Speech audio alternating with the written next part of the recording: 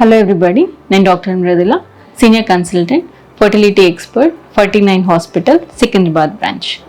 So ఈరోజు నేను endometrial polyps అంటే ఏంటి, అసలు వీటిని ఎలా డయాగ్నోస్ చేయాలి, ట్రీట్మెంట్ ఏంటి, దీనివల్ల ప్రెగ్నెన్సీకి ఏం ప్రాబ్లం ఉంటుంది అనేది క్లియర్గా చెప్తాను. ఈ ఎండోమెట్రియల్ పాలిప్స్ అంటే ఏంటి? నార్మల్గా మనకి యూట్రస్ లైనింగ్ ఎండోమెట్రియం ఏదైతే ఉందో ఎవ్రీ మంత్ డెవలప్ అవ్వడము, తర్వాత పీరియడ్స్ అప్పుడు షెడ్ అవ్వడం అనేది చూస్తాం. ఇది నార్మల్గా జరిగే ప్రాసెస్. సో కొంతమందిలో ఏంటంటే హార్మోన్, ఈస్ట్రోజన్ హార్మోన్కి ఎస్పెషల్లీ ఎక్కువ సెన్సిటివ్గా ఉండొచ్చు, ఎక్కువ హైపర్ రెస్పాన్సివ్గా ఉండొచ్చు ఈస్ట్రోజన్కి. ఈ ఎండోమెట్రియం అనేది కావాల్సిన దానికంటే అంటే కొంతవరకు డెవలప్ అవుతూ ఉండాలి, సెల్ డివిజన్ అవుతూ ఉండాలి ఎండోమెట్రియల్ సెల్స్. దాంతోపాటే సెల్ డీజనరేషన్, అట్రేషియా అవుతూ ఉండాలి.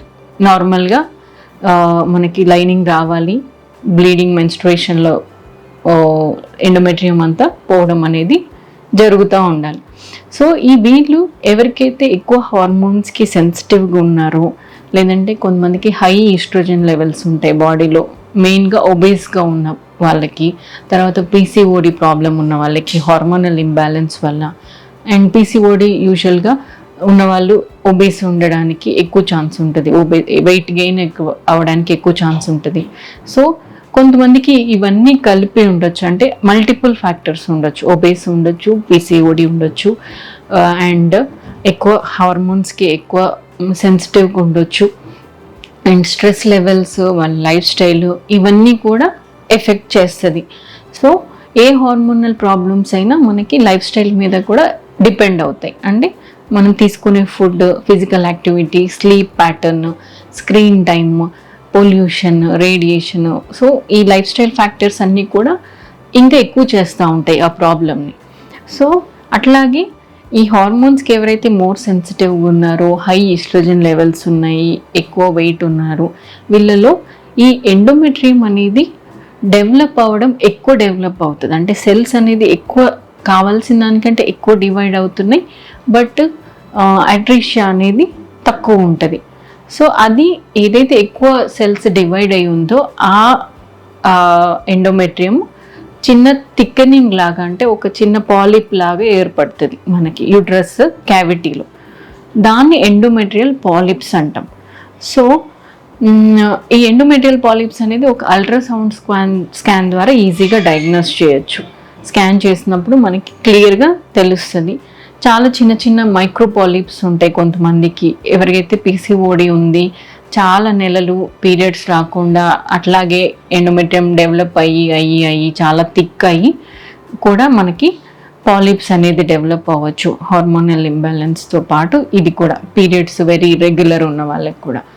దీనికి సిగ్నిఫికెన్స్ ఏంటి? పాలిప్స్ ప్రెగ్నెన్సీకి ఎట్లా, వాటి వల్ల ప్రాబ్లం ఎట్లా అవుతుంది? సో యూజువల్గా చాలా చిన్న పాలిప్ ఉంది అన్నప్పుడు అంత వరీ అవనవసరం లేదు. న్యాచురల్గా ప్రెగ్నెన్సీ ఛాన్సెస్ ఉంటుంది, అండ్ ప్రెగ్నెన్సీ కంటిన్యూ అయ్యే ఛాన్సెస్ కూడా బాగుంటాయి. చాలా పెద్ద పాలిప్స్ ఉన్నాయి, మోర్ దాన్ 1 సెంటీమీటర్ పాలిప్ ఉంది, అండ్ క్యావిటీ మధ్యలో ఉంది పాలిప్, మొత్తం క్యావిటీ ఆక్యుపై చేస్తుంది. లేకపోతే అట్లాంటివి ఉన్నప్పుడు, లేదంటే పాలిప్తో పాటు కొంతమందికి ఫైబ్రాయిడ్స్ కూడా ఉండొచ్చు, సబ్మ్యూకస్ ఫైబ్రాయిడ్స్. సో ఎందుకంటే ఇవి కూడా హార్మోన్ రిలేటెడ్ కాబట్టి. సో ఇట్లాంటి వాళ్ళకి కంపల్సరీ హిస్ట్రోస్కోపీ, చిన్న ప్రొసీజర్, వెజైనా నుంచి చిన్న కెమెరా పంపించి హిస్ట్రోస్కోప్ ఇంటూ ద యూట్రస్ ఆ పాలిప్ అనేది తీయడం జరుగుతుంది. చాలా చిన్న ప్రొసీజర్. ఈ మార్నింగ్ మీరు అడ్మిట్ అయ్యి ఈవినింగ్ వరకు వెళ్ళిపోవచ్చు. సో పెద్దగా ఉంటే మాత్రమే ట్రీట్మెంట్, హిస్ట్రోస్కోపిక్ రిమూవల్ అనేది అడ్వైస్ చేస్తాము. చాలా చిన్న పాలిప్స్ ప్రెగ్నెన్సీకి మనకి ఏం ప్రాబ్లం ఉండదు. న్యాచురల్గా ఆర్ వేరే ఐవీఎఫ్ చేసినా, ఐయుఐ చేసినా కూడా చాలా చిన్న పాలిప్స్ మనం వదిలేయచ్చు. ప్రెగ్నెన్సీ వచ్చే ఛాన్సెస్ నార్మల్గానే ఉంటాయి వేరే వాళ్ళతో కంపేర్ చేస్తే. కొంతమందికి అంటే ఏజ్ ఎక్కువ ఉన్న వాళ్ళకి, ఎవరికైతే 45+ ఉన్న వాళ్ళకి ఎండోమెట్రియల్ పాలిప్స్ ఉన్నా, అండ్ ఎండోమెట్రియల్ థిక్కెనింగ్ చాలా ఎక్కువ థిక్నెస్ ఉన్నా కూడా నెగ్లెక్ట్ చేయొద్దు. ఇవన్నీ నేను చెప్పింది యంగ్ పేషెంట్స్లో. ఎక్కువ ఏజ్ పేషెంట్స్లో కంపల్సరీ అది టెస్ట్ చేయాల్సి ఉంటుంది.